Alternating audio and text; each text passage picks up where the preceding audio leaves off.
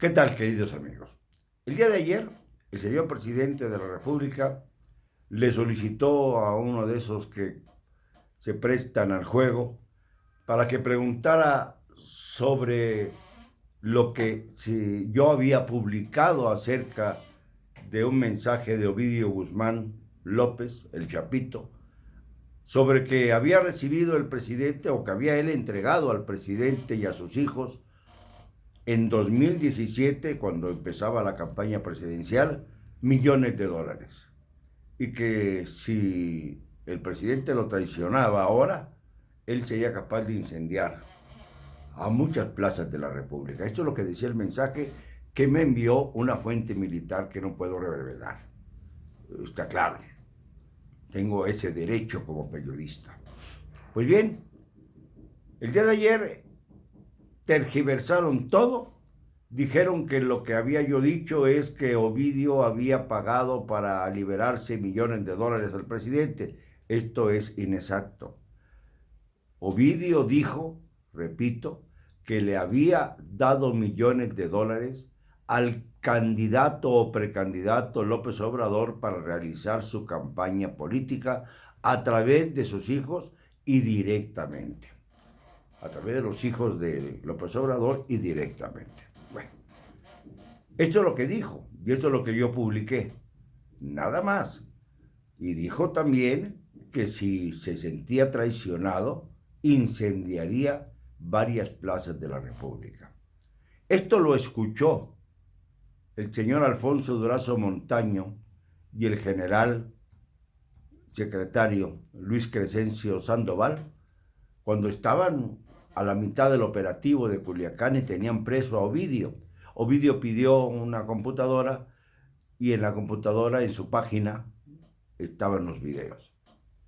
Los videos que demostraban que sí había entregado millones de dólares a los susodichos. Por supuesto que Alfonso Durazo, que fue quien fracasó en el operativo, cayó en pánico y sencillamente ordenó que se liberara a Ovidio.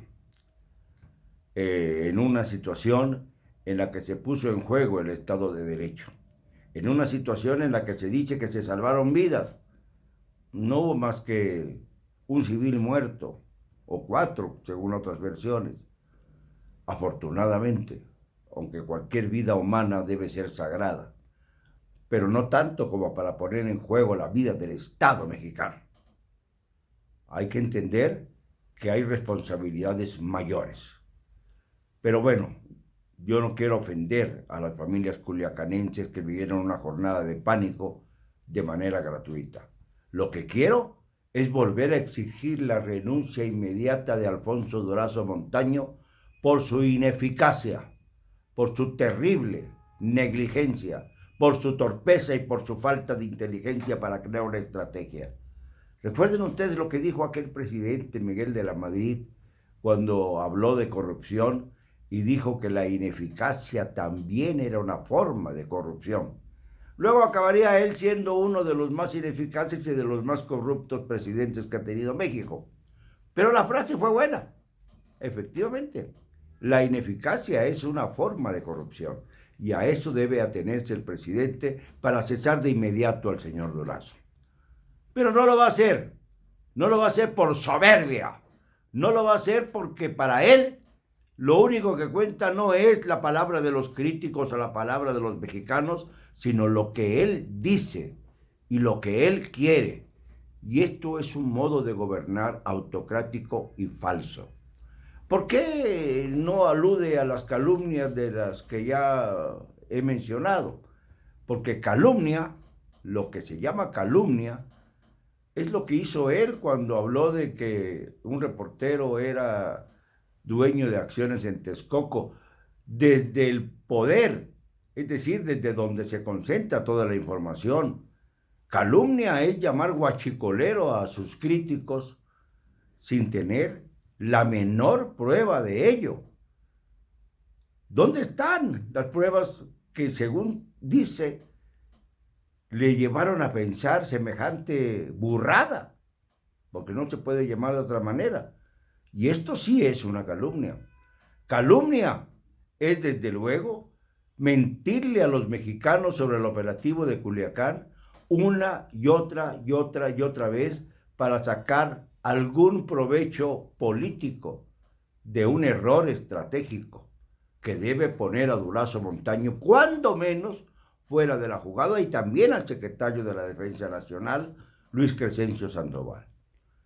Esto es lo que tiene que hacer un presidente.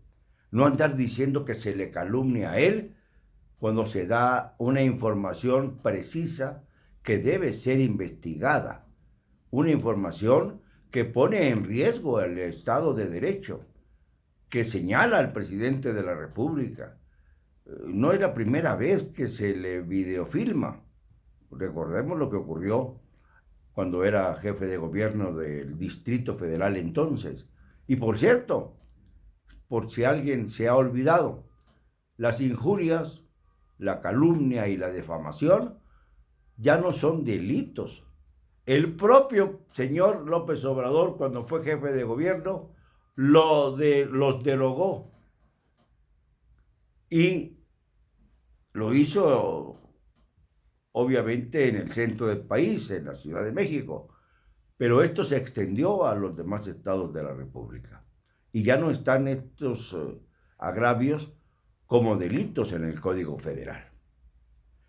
Esto quiere decir que cualquiera puede difamar, cualquiera puede calumniar, como lo hace el presidente, cualquiera puede injuriar, como lo hacen en las redes sociales, y no hay delito a perseguir salvo el acoso que se sufre cuando alguien injuria o amenaza. Esto hay que tenerlo en cuenta, porque me parece ridículo que se diga que el periodista calumnia cuando está cumpliendo con su deber de informar.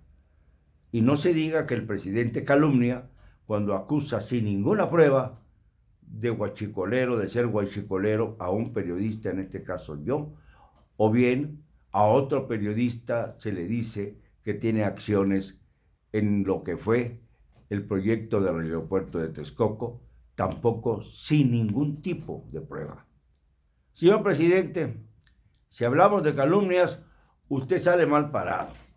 Más le vale ya contestar con verdad, porque los mexicanos están descubriendo lo que hay detrás de todo esto, lo que ha habido y lo que habrá, y tiene que actuar, por lo menos guillotinando a uno de sus colaboradores, porque no merece estar en ese puesto, porque no sabe desempeñarlo, porque ha dicho que fue ineficiente, porque ha dicho que se equivocó, y esa equivocación fue la que causó las muertes, pues no solamente la de los civiles, sino también la de los soldados, e incluso la de los delincuentes, que según usted también son seres humanos, también son mexicanos, también son pueblo.